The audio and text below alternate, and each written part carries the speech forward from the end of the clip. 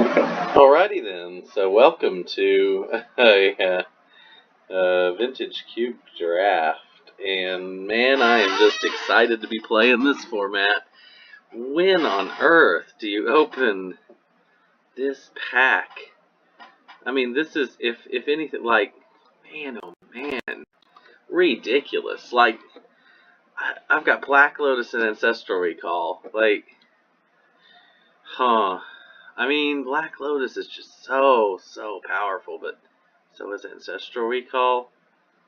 Oh my goodness, what am I supposed to do? If I take the Lotus, I pass somebody into blue. If I don't take the Lotus, the guy to my left thinks I'm a moron. Uh, so, I'm going to take the Ancestral Recall. Yeah.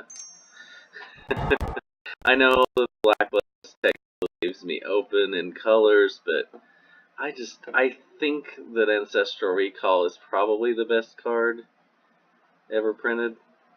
I mean, 3 cards for 1 mana. Phew, having a hard time getting over that first pick. This pick will not be the level of that pick. I'm looking at maybe Spell Pierce to go ahead and try and start a kind of a control deck. I love playing Legacy or Vintage Cube. That is rather. This is Magic as it should be. The cards are very powerful. I'm going to take the Spell Pierce to stay on color and to kind of start down a theme of drafting 1-cost blue cards. Probably if you can draft a bunch of 1-cost blue cards, you're probably doing pretty well in a format like this. But, you know, this is great Magic, because, like, you've got a bunch of cards that are just really powerful. But at the same time, since you have to draft to build your deck is not going to be, you know, super tuned. There's gonna be a weakness somewhere most of the time, so it's not like it doesn't get quite as oppressive as normal constructed. So that's one of the things, the kind of the basic, you know, why I just love Cube in general. But I think I'll go with the Search for Azcanta. I'm already on the let's get all the cheap blue stuff plan. It's probably a little bit underpowered, but so's Jace. Coercive Portal's good. Solemn Simulacrum's good. But I'm gonna go with Search for Azcanta. I think it's, you know, it's the ideal line at this point from where I've started. And now I've got like Swords to Plowshares, which is decent, but not every deck in this format's going to need creatures, as clearly evidenced here. So it's not guaranteed that Swords is going to be super useful to have, though there will certainly be times for it. I think it's Jace Beleren. I'm going to stay on color and keep drafting the best blue cards that I can. Let's see how far that will take me. Man, like Hallowed Fountain, you know, it's nice to have a dual land, but I've also passed 2 cheap white removal, the 2 best cheap white removal spells. So like if I'm splashing white, it's not for those probably. I could just take Thing in the Ice and hope that I can build like a just mono blue control. That seems really ambitious, because blue is the best color in the format, so who's not taking blue? I'm going to go ahead and... No, I'm going to take the Thing in the Ice. If it plays out, I'm going to go with the, you know, the most sought-after deck that I can, which is just mono blue control. If I can get there, then I'm really happy I got there. And for the same reason, I'll pass the Seachrome Coast for Remand. Actually, Remand is just probably a way better card, is why I'm not passing it, but I don't want to have as many cheap counters as I can get for this control deck. Now, I may want Darkslick Shores, since I've basically let the white slip away. Decent chance I may want to splash black. I don't see anything else in the pack that I would really want. So, Darkslick Shores. And, okay, so now I could be on Corpse Dance. I guess Reanimate is probably still a pretty sweet archetype in Vintage Cube, but this isn't the best Reanimate spell. Alternatively, I don't know what else I'm taking though. So I guess I could take Trinket Mage. I think I'm just gonna take the Corpse Dance. Nothing else in that pack really excites me much. I could take the Windswept Teeth, but I think if I get a blue-green dual land or something, no, that's not where I really want to be. I guess I could go Elspeth. I could go Restoration Angel. It's still possible I'm splashing white, but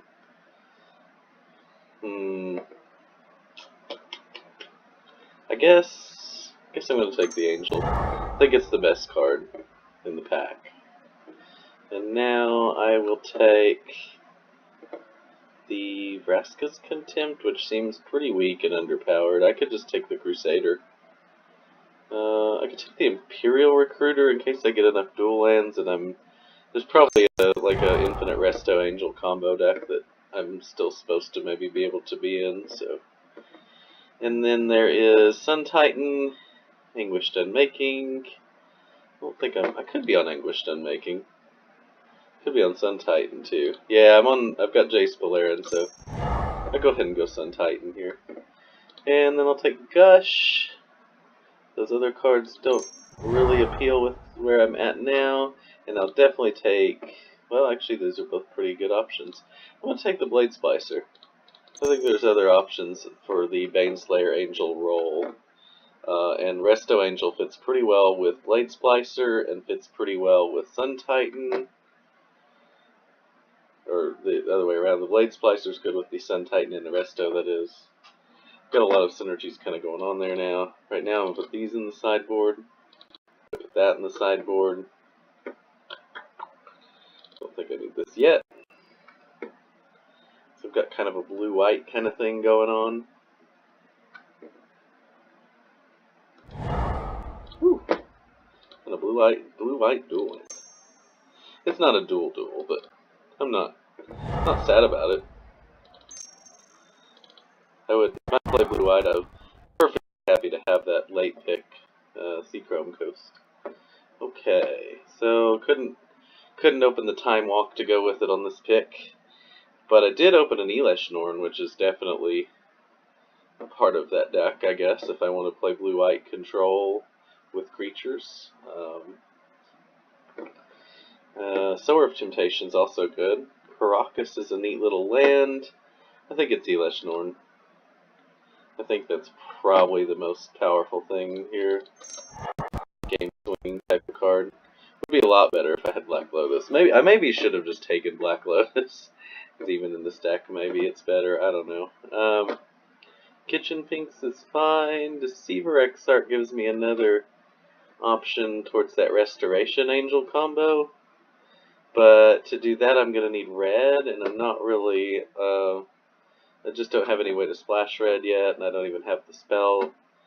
It's hard to want to go that way with it. The Wave is okay. Emrakul the Aeon's Torn is very expensive. I'm actually going to go with the Kitchen Pinks.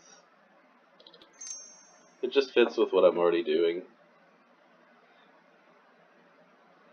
This is why I'm starting to think maybe I should have gone with the Black Lotus, because where Ancestral can kind of get me some card advantage turn one, Black Lotus is the kind of thing that just makes your deck, like, when you draw it, your deck is just way better than it normally would be.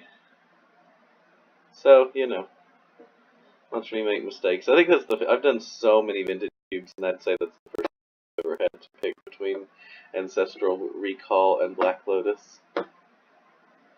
Well, especially for a first pick. Okay, Baleful Strix, Vincer, Sphinx's Revelation, pretty weak. I think Vincer's the best card. This is a card I would just want to have. I may have passed a couple too many animate spells, maybe should be looking closer at that.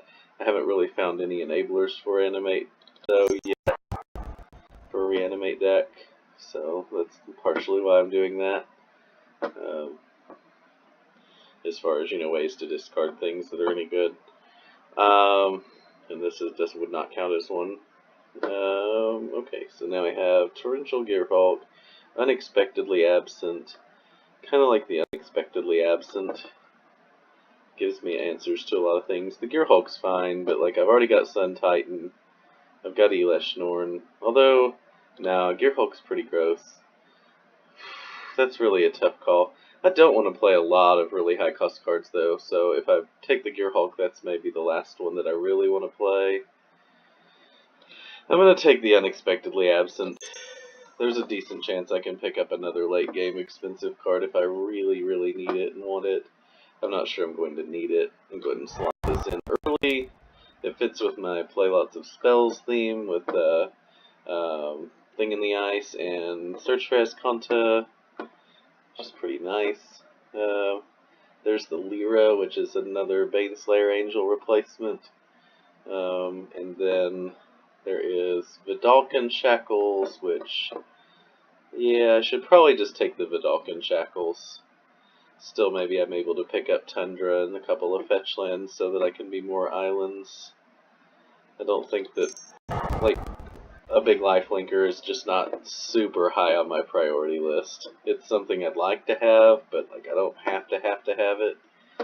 Now I'm looking at either Repeal or Riftwing Cloudskate, and I think because of the Restoration Angel too, I think I like the Cloudskate. I have a lot of kind of synergies now with deck going on, so I take that.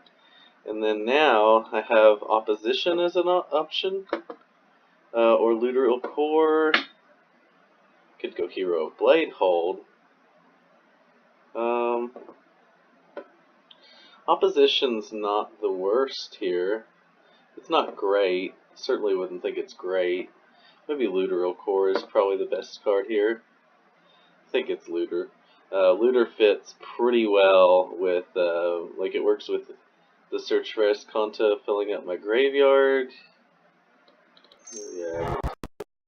And it's just a cheaper card that's going to be more effective most of the time. I just don't have a lot of creatures at this point. So. And then we got Mother of Runes and Mutavault. If for some reason the opposition did come back around, the Mother of Runes would be interesting. The Mutavault's not really very interesting either, though because of the shackles. I'm going to take the Shrine for the Control Mirror matchup. There's definitely been times in the past sided in Shrine of Burning Rage in a Control Mirror in this format, so just as a card that, you know, has inevitability built in a control deck where I don't have a lot of fast kill conditions. Guess it's tough. We'll go with Oathstone. Neither one of those cards is very good. Taking this right back out for now. And we'll take... Nah. This is an actual queue. You know, we're not playing a league. I'm gonna take the Guy's Cradle. Don't really want to play against that. So, the other card there was pretty insignificant, so just pass on it. For now, I think I'm in pretty good shape to have the right number of playables and such for my deck. It's a matter of is the deck good enough. And here, again, this is not a situation. I guess I'll take the Kytheon. There's a possibility that maybe in some matchups I'm an aggressive deck that wants to, and I really don't want to play against Thalia. None of these cards matter to me otherwise.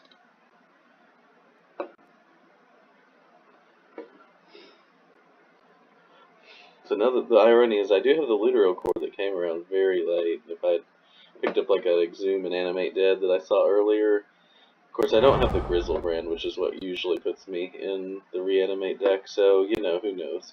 This is nice. Moat's pretty bad, really, I think, but Lyra's definitely got some potential. And, yeah, this is the card I'm more concerned about in case I want to protect my Planeswalker or such. 1,000 Year Storm's gotta just be awful. I don't know, I guess there could be a deck there somewhere. It's vintage, so who knows. There's funny ways to get certain cards on the board. Force of Will. I sure don't mind me a Force of Will or Muldrifter, but yeah, I think we'll sort by color here and take a look. I'm definitely a little bit more blue, and this isn't really a main deck card necessarily. Yeah, I'm gonna take the Force of Will. I just want to have that kind of protection against like combo decks and things. And you know, whoever has Black Lotus and thinks maybe they're going to power out a Planeswalker on turn 1 or 2, there's definitely going to be times where Force of Will would be just so nice. So I take it. There's the old Shallow Grave, so I could still make this like desperate attempt to go into Reanimate late. I don't think I'm going to do that though. There's Gideon of the Trials. There's Watery Grave if I thought I was going to be splashing black. Doesn't look like it's headed that way.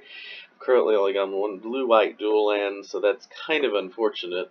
Sort of concerned about that. Frantic Search, though, is actually still not terrible.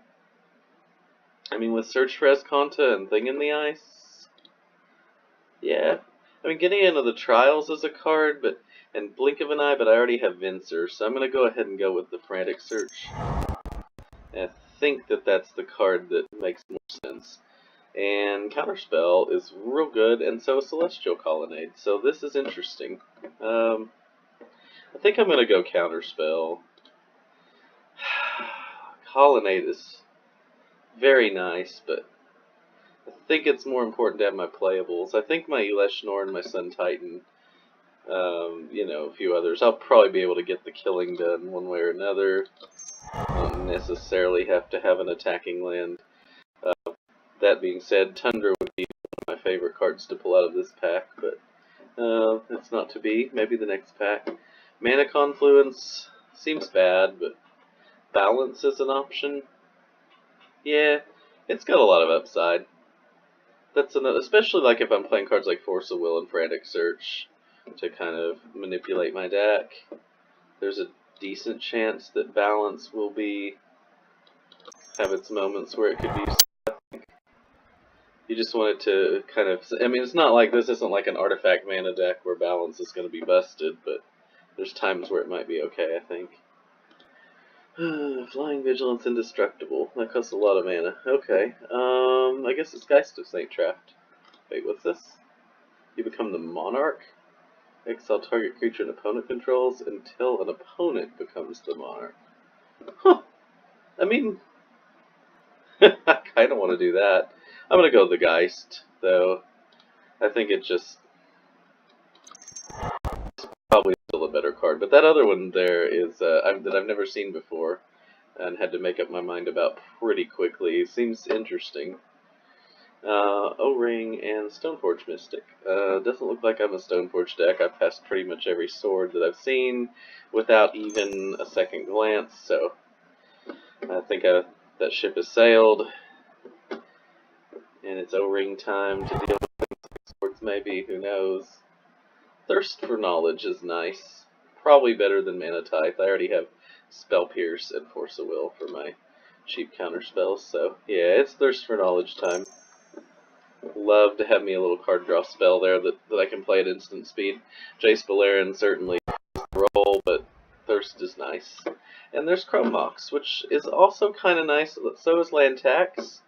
Land Tax tends to be one that I like to play out of the board, though, when I know I'm going second. I think because of the balance and the Thirst for Knowledge that the Chrome Mox maybe has some potential here. It's pretty tough. Yeah, I think I'm going to take it, though. And put that on the board to be brought in later. Faith's Fetters, Nexus of Fate. I do like Nexus of Fate. I mean, it's a really expensive Time Walk, but at least I can do it at instant speed. It's probably just overpowered by all the other cards in the format.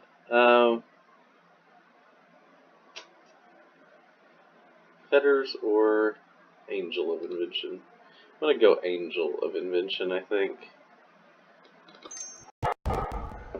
And Gideon of the Trials, or Blink of an Eye. So a lot of tough choices here at the end, where it appears that my colors are open. I don't know if the deck is good or not, but at least my colors seem to be open. I think probably Blink of an Eye. And then I still don't get the, don't have another duel here. Terminus could be good. Definitely could have matchups for that. Sideboard card, I think. And Remaz. probably doesn't make the main, but we'll take this for why not. And then I've got Primal Command or Savannah. Savannah is the one that's more likely to be useful, and I get a couple of green-white duels at the end. If only there hadn't been Ancestral Recall and Black Lotus in the first pack, maybe I take Oath of Druids, and then my green-white duels are just great. That would have been true value, but as it is, I did not get Oath of Druids, so. Alright, I did, however, I think manage to come out with a pretty good deck that, you know, I have more blue than white, which is important for cards like Force of Will and Vidalcan Shackles. And we'll see if I can make the mana work right. Unexpectedly Absent's going to be kind of tough to cast because of that kind of bias towards blue. Maybe, though, it's kind of a later game card anyway, a lot of the time, so I don't think I have to have Rumaz. Need to get out of 23 cards at least. This can be a 2-drop. Cloudskate actually, and the Chrome Mox allow me some play with the balance and the Force of Will. So there's a few things I can do that, you know, make balance work out pretty well for me. Pretty sure it doesn't count enchantments either, so yeah, O-Ring works with it, I guess, in some way. Alright, so yeah, I think it's fine to have it. Do I want Geist main deck? I generally tend to lean more towards the utility type cards in this kind of situation where, like, Geist is good, but, like, maybe it's a better sideboard card. And I think that's where I'm going to go this time with it, too. It's good in control matchups. Maybe not so much against aggro. So I think this is where I'm at, generally. So definitely a decent amount more blue. And then I have like Ancestral and Looteril Core to help me find, and even Frantic Search and Thirst for Knowledge to help me find white mana, so I don't have to run a whole lot of white mana. I do have some double white cards, and some that are pretty cheap as far as Unexpectedly Absent and Kitchen Finks, but not a ton of double white going on early, which is good, because I just didn't get the fixing. It never really lined up that way. I almost did take the, and maybe I should have taken the Hallowed Fountain over the Thing in the Ice, looking back, but I felt like because of Swords to Plowshares and Path to Exile already being cards I knew I wasn't going to get, that's not the way I wanted to go. One thing about it, though, that's neat is, like, I could just use Chrome Mox on, like, one of the double white cards if I have one of those hands that has no white mana in it, to give me the white mana. I won't have a lot of other double white cards I have to cast, so that'll be kind of nice. I'm going to count the Chrome Mox as a basic land. As a land, that is. And we'll play Zero Forest.